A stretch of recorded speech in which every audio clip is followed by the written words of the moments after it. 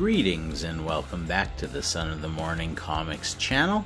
Today we're going to be reviewing Thor issue number 4 by Donny Cates with art by Nick Klein. So we'll start it off. Very cool cover here.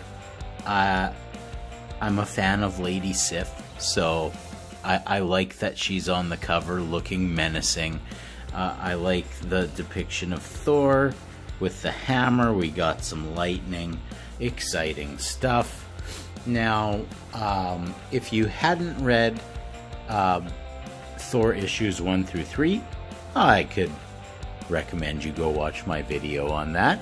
But nevertheless, just a short little rundown. Galactus lands in Asgard. Everybody's afraid because they think that he wants to eat it, but Galactus isn't there to consume the planet. What he's actually there for is because he has noticed this dark matter spirit thing, whatever it is, that was responsible for destroying his original universe, and he is crashing down into Asgard for help. Now what eventually sort of happens is that Thor calls a meeting of all the former heralds of Galactus, and the Silver Surfer mentions to Thor that there was a series of planets that he had been hiding from Galactus that would exponentially increase his power. Now, of course, they come to the realization that the universe may be coming to an end, so Thor reluctantly decides that he's going to be Galactus's next herald. The difference between Thor and the previous heralds, though, is that Thor keeps his own mind. He's not controlled by Galactus. Even after being granted the power cosmic, Thor still thinks for himself and is still looking out for the best for all of humankind or alien kind or whatever you want to call them. At any rate, let's get into this guy here. So I'm not going to run down all of this, but I will say that towards the end of issue number 3, Beta Ray Bill attacks Thor because he sees that Thor is working with Galactus, and Beta Ray is sworn to destroy Galactus, and they're fighting each other, Thor and Beta Ray, and then Lady Sif, who is now in charge of the Bifrost, summons the Bifrost to come and try to end this conflict between the two friends. So you can just see here, it's a very nice illustration. I'm just gonna say here, I'm very impressed with the art of Nick Klein in this book, and in others, but I really like the art in this book. Very cool tree here, symbol of Ragnarok, not particularly important right this second. As I said, the art here is fantastic. Look at this depiction of Lady Sif. I like how she calls him an unbelievable horse's ass. Now, this would seem a little bit strange because, of course, now Thor is the Allfather of Asgard, and he probably wouldn't be taking that sort of insult from one of his subordinates, even though Lady Sif is one of his close friends. Now, she remarks that she's taking Beta Ray Bill back to Asgard and keeping him under her protection. Now, Thor doesn't like this, so he tosses his hammer at Lady Sif and Beta Ray Bill, but she uses the Bifrost to summon Mjolnir to a different place, and you can see Thor's a little bit angry about it. He wants to know what Sif has done with Mjolnir. She does something interesting with it. She actually sends it to Jotunheim, to the Frozen Lands, where everybody's favorite Asgardian villain Loki is waiting. He sees Mjolnir crash into his little throne room, at which he comments that it's interesting. He likes that. He's not sure, but first we skip back over to the conflict brewing with Thor, Sif, and Beta Ray Bill. And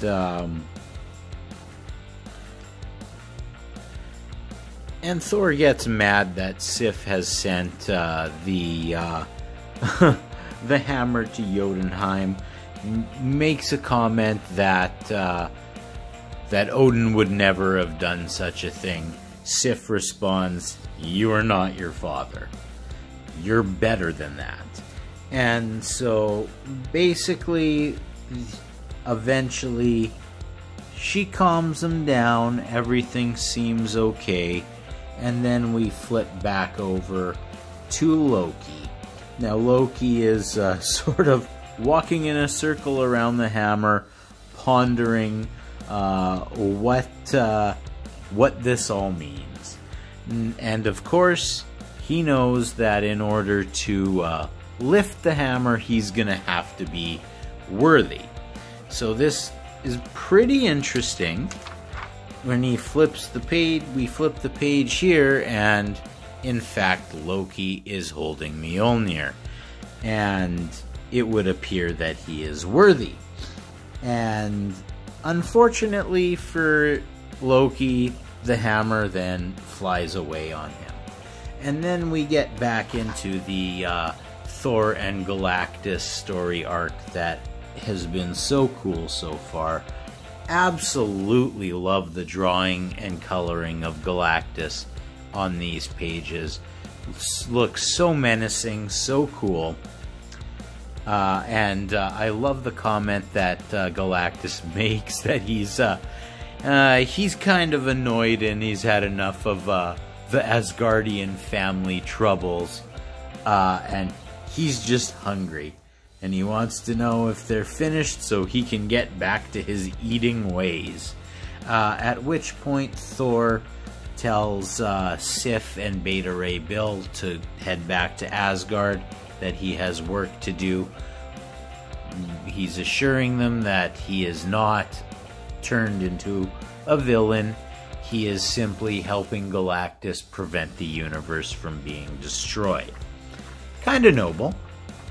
So, flipping the page again, we see Thor is getting ready, and you see the Bifrost take his friends away.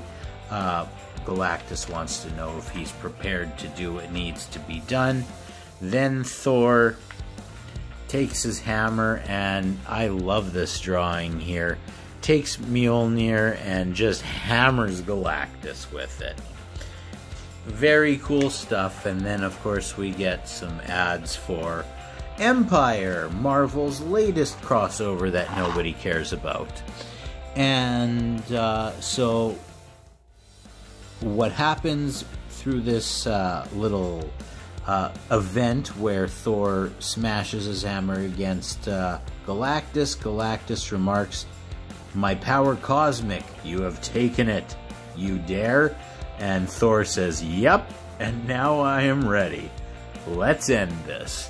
So you would think that he's going to be going after Galactus after a comment like that, but what he really means is it's time to go and feed these planets that the Silver Surfer had been hiding from Galactus to Galactus, so that he can have enough power to stave off the elimination of their universe. So you can see here, eating one planet. There doesn't appear to be too much life on this planet. In fact, he makes the comment that the burial ground provides Galactus with extra nutrients that he's going to need to save the universe. The next planet, there is life on it, but not necessarily intelligent life. And so that planet gets destroyed, and then we get to the next planet here that is about to be sacrificed. Now, it's he makes the comment, or sorry, Thor makes the comment that 4 black stains on the soul of a king. He's referring to that he is a king now, and that he is now aided in the destruction of 4th planet. 4 planets, makes the comment 4 down. So then we get to planet 5, which is called Cryo. Now, Galactus, you can see him looming in the background. You see Thor descending down to the Earth. He tells the citizens that he is not there to harm them, and that he wants to help them gain safe refuge, take them back to Asgard. They are resistant. This is their home. They don't want to leave. And unfortunately, Thor realizes at this point that he can no longer control Galactus in any way. So Galactus decides he's going to unleash his hunger on this planet that clearly has intelligent life. Thor responds to Galactus, says, "What in the hell are you doing? There are still people on this planet. I have not given you permission to." Then Galactus interrupts. "Galactus needs no permission. You have fulfilled your bargain, Thunder God. You have brought me to the final world, and we are out of time. The Black Winter is here." The Black Winter being the force that's going to destroy the universe. Thor is, of course, not pleased with this situation. But as you can see here, you see, maybe it's a little hard to see. This is the darkness coming for the universe.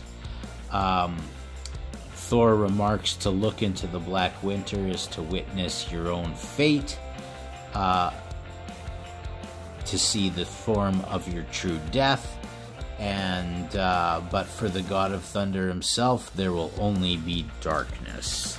So Thor covers his eyes because he doesn't want to witness what's about to happen.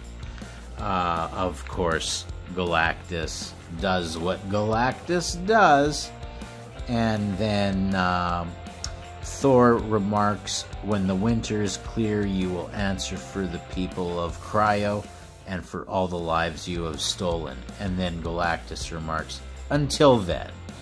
And Thor agrees.